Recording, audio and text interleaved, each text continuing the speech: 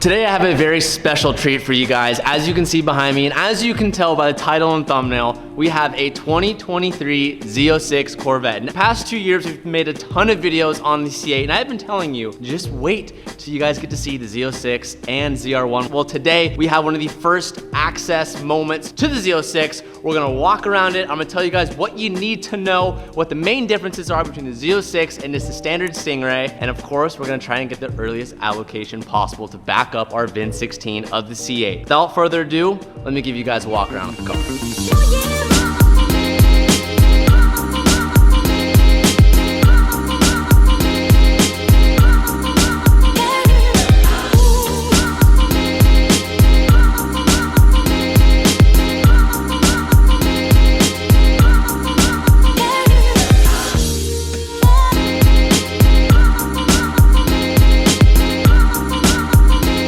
Now, what we all want to know is how much power the new motor makes in the back. So we have a high revving flat crank V8 revving up to 8,600 RPM, making 670 horsepower. Now that sets the bar and the new record for the highest naturally aspirated 8-cylinder production car ever made. Now, what does that mean? Well, one, this car will not sound like your standard Corvette. It actually might sound a little familiar to the 458 we once had, because the 458 utilizes the same type of technology, the flat crank V8. Rather than having that lopey LS, LT sounding V8 that you can expect from Corvettes, you now have a high revving up to 8,600 RPM, high pitch sounding V8. Now, we actually have the keys in this car somewhere, and I was told, here they are. Now, I was told that we actually are allowed to start it. Now, as you can tell, we're in a film studio booth here at the Peterson Museum, so we can't go out and drive it today, but what we can do is try to push the limit here. Now, I'm being watched over here, so I can't do anything too crazy, but let's hear this thing. Let's hear the new motor. Super excited for it. Let's start it up. They told me 30 seconds. We'll try to use every second of that, and they even said we can kind of blip it a little bit. So here we go.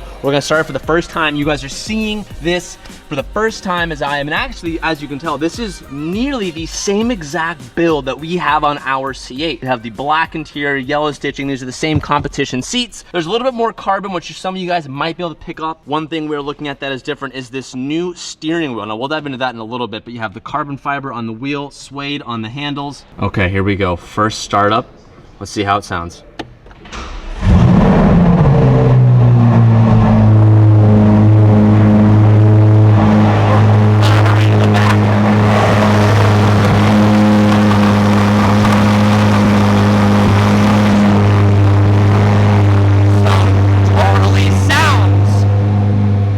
An exotic. This is amazing. Wow.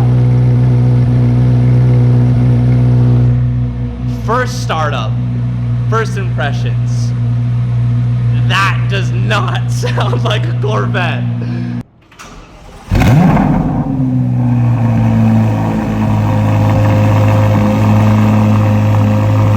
I'm gonna flip it a little bit. Let's see what it sounds like.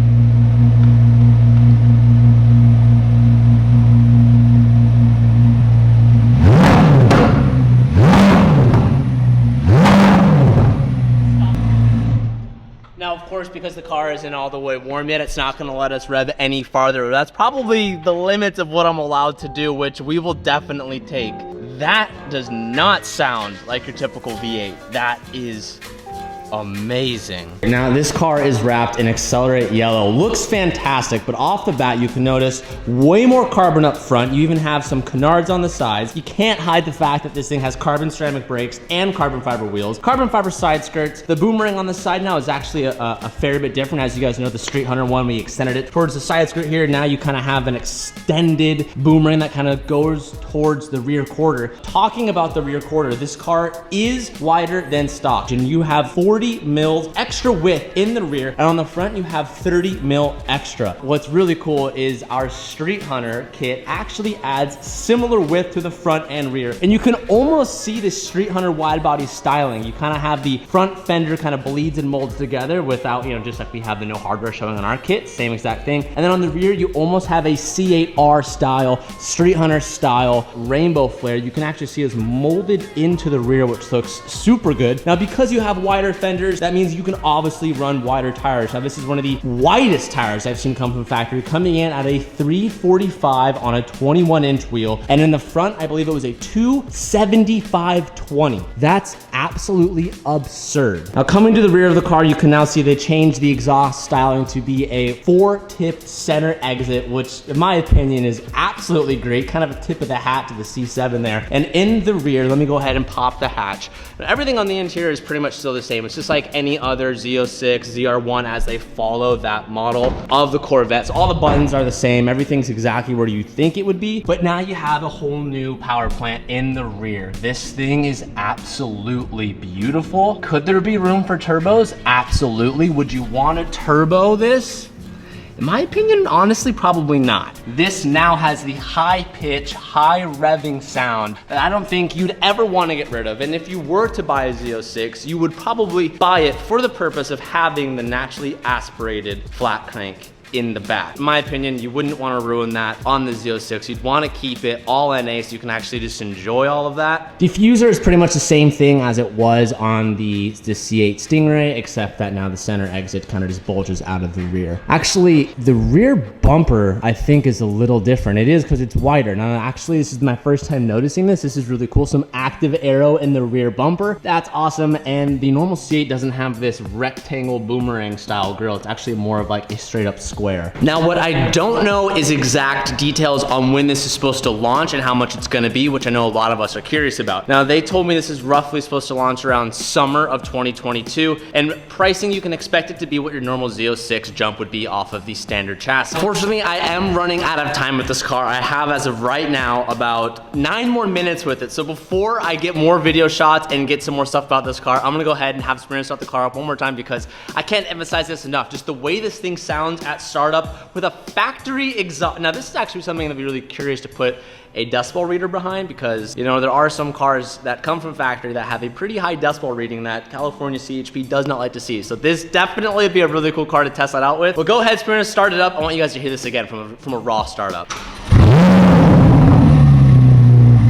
Dude, I cannot stress how much this actually sounds like an exotic. It's really cool to see Corvette really break the barrier of what a Corvette is, and just without saying it, this car is gonna destroy every single car out of the water in its price range. And I've been saying this for 2 years since we got the C8, and this right here is just an example of what I've been talking about.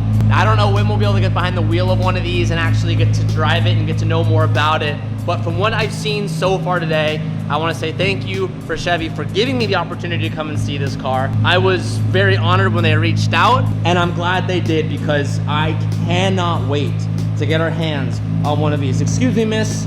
You're not supposed to run a car inside. You can turn it off now. Sorry. I'll see you soon. Okay, thank you guys. I appreciate it. Well, that concludes our time slot today, but that was amazing. I'm obsessed with that car. I need that car. We already have the works in order to get that as soon as possible.